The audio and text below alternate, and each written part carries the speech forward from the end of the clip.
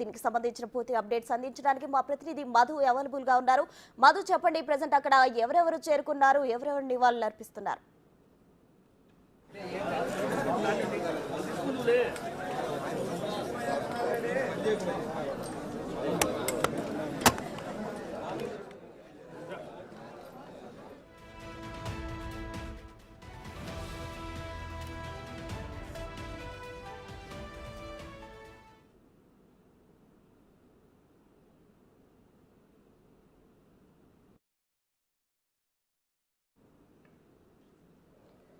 వైఎస్ఆర్ 75వ జయంతి సందర్భంగా ఇడుపులపాయలోని ఆయన ఘాట్ వద్ద వైఎస్ జగన్మోహన్ రెడ్డి, విజయమ్మ అలాగే కుటుంబ సభ్యులు నివాళులు అర్పిస్తున్నారు. దీనికి సంబంధించిన అప్డేట్స్ మా ప్రతినిధి మధు అందించడానికి అవైలబుల్ గా ఉన్నారు. మధు చెప్పండి, ప్రెసెంట్ అక్కడ ఎవరెవరు చేరుకున్నారు? పార్టీ శ్రేణులు కావచ్చు, అభిమానులు కావచ్చు, భారీగా తరలి వచ్చిన పరిస్థితి మనం చూస్తున్నాం.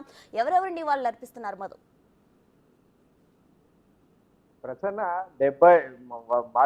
మాజీ సీఎం దివంగత నేత వైఎస్ రాజశేఖర రెడ్డి 75వ జయంతి వేడుకల సందర్భంగా కడప జిల్లాలోని ఇడుపులపాయలో ఇప్పటికే భారీ ఏర్పాట్లు చేసినట్లు అయితే తెలుస్తుంది. అయితే ఈ జయంతి వేడుకల్లో భాగంగా మాజీ సీఎం జగన్మోహన్ రెడ్డి ఆయనతో పాటు తన భార్య భారతిరెడ్డి కావచ్చు, అలాగే తల్లి విజయమ్మ కావచ్చు, అలాగే జిల్లా వైసీపీకి చెందిన నేతలు కావచ్చు భారీ ఎత్తున పాల్గొన్నట్లు తెలుస్తుంది. ఏది ఏమైనా కూడా ఉదయం 7:35 జయంతి వేడుకల్లో సీఎం జగన్మోహన్ రెడ్డి అయితే మాజీ సీఎం జగన్మోహన్ రెడ్డి అయితే పాల్గొన్నట్లు తెలుస్తుంది.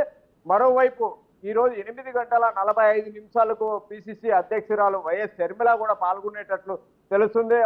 ఆమెతో పాటు కొంతమంది కాంగ్రెస్ నేతలు, ప్రముఖ కాంగ్రెస్ నేతలు కూడా పాల్గొనే అవకాశం ఉన్నట్లయితే తెలుస్తుంది.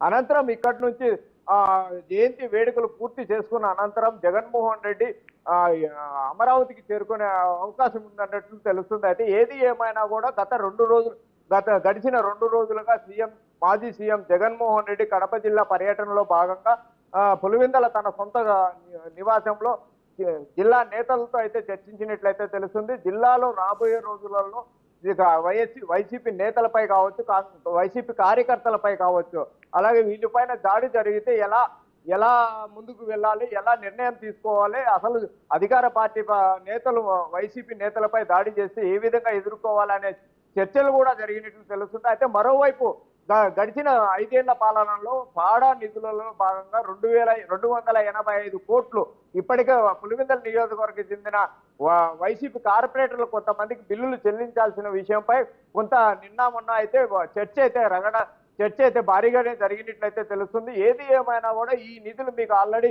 అలాట్మెంట్ చేశాం కదా, ఎందుకు మీకు రాలేదని ఆ వాదనలు కూడా వినిపిస్తున్నట్లయితే తెలుస్తుంది. మరోవైపు అయితే పులివెందుల నియోజకవర్గంలో మెడికల్ కాలేజ్ అయితే ఎవరైతే నిర్మించారో పెద్దిరెడ్డి రామచంద్రారెడ్డికి సంబంధించిన ఓ సంస్థ మెడికల్ కాలేజ్ నిర్మించిందే, ఆ సంస్థకి పాడా నిధులు చేరాయనే ఉద్దేశంతో వైసీపీకి చెందిన కార్పొరేట్లు అయితే కొంచెం ఆందోళన అయితే వ్యక్తం చేసినట్లయితే తెలుస్తుంది. మరోవైపు కడప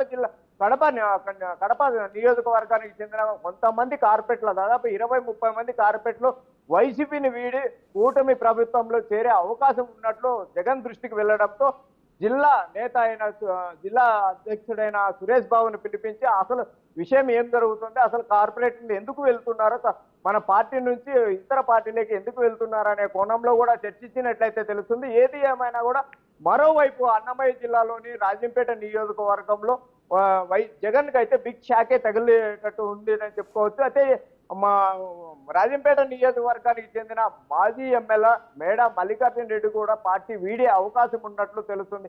ఏది ఏమైనా ఈ 75వ జయంతి వేడుకలు జరుపుకునే అనంతరం అక్కడ నుంచి ప్రత్యేక విమానంలో గన్నవరం చేరుకున్నట్లు తెలుస్తుంది. ప్రస్తుత